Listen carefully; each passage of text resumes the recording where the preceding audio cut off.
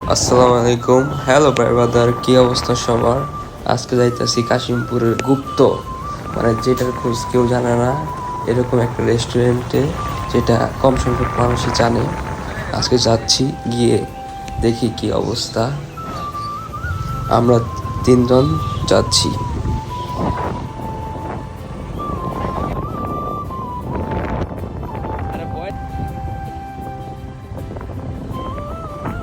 চাইতে চাইতে আমরা আমাদের ছাগলগুলো বিজয়কে তাদের ভাই বাদার দেখাচ্ছি এবং নয়নকে বলছি যে দেখ তোদের ভাই বাদার।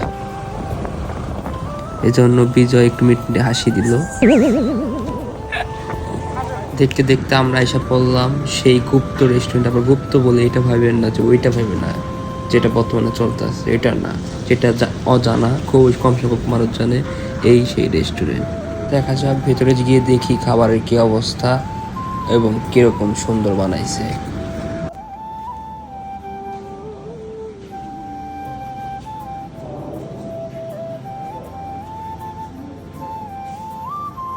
অনেক ধুলাবালির মধ্যে আসলাম, এখন ওয়াশরুমে গিয়ে একটু ফ্রেশ হয়ে বের হয়ে আসি, তারপর দেখা যাক কি অবস্থা খাওয়া দাওয়া বা বাকি সব কাজ। ওয়াশরুমে ঢুকে ভাইস্তার আমি পাং পুং মারছি, চুলগুলো ঠিক করে নিচ্ছি। রেস্টুরেন্টের ভিউটাও মারাত্মক, আর পিকগুলা উঠে মাশাল্লাহ ফাটাফাটি।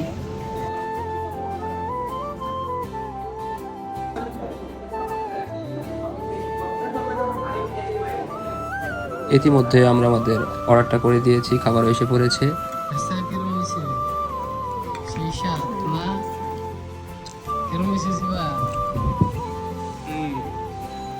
রেস্টুরেন্টের কাজ এখনো পুরোপুরি শেষ হয় নাই, উপরে 2 তলা 3 তলায় কাজ এখনো বাকি আছে, কিন্তু নিচের টুকু দেখে বোঝা যাচ্ছে যে রেস্টুরেন্টটা পুরোপুরি কমপ্লিট হলে 100-তে 100 হবে।